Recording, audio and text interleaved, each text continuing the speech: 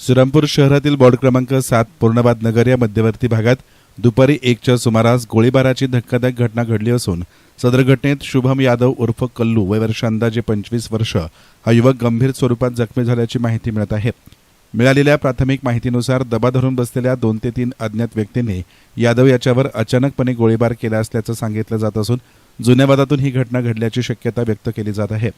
घटनेसंदर्भात विविध उलटसुलट चर्चा परिसरात सुरू असून चर्चेतील घटनांचा परस्पर संबंध आहे का याचा तपास पोलीस करीत आहेत। सदर गोळी ही यादव याच्या पोटात लागल्यामुळे त्याची प्रकृती गंभीर असून त्याला तातडीनं पुढील उपचारासाठी साखर कामगार रुग्णालयात हलवण्यात आलं होतं। तदनंतर अहिल्यानगर येथे हलवण्यात आल्याचं समजतंय। घटनेची माहिती मिळताच पोलीस पथक घटनास्थळी दाखल झालं असून या ठिकाणी उपविभागीय पोलीस अधिकारी अमोल भारती, स्थानिक गुन्हे शाखेचे पोलीस निरीक्षक मुटकुळे, श्रीरामपूर शहर पोलीस निरीक्षक विशाल खैरे, तालुका पोलीस ठाण्याचे पोलीस निरीक्षक अरुण धनवडे यांनी घटनास्थळी भेटी दिल्या। पोलीस प्रशासन सदर गंभीर घटनेची कसोशीने चौकशी करीत असून आरोपींचाही शोध सुरू आहे। परिसरात यामुळे तणावाचं वातावरण निर्माण झालं असून पुन्हा एकदा श्रीरामपुरात भर दिवसा गोळीबार झाल्यानं खळबळ उडाली आहे। या प्रकरणाचा अधिक तपास पोलीस करतायत।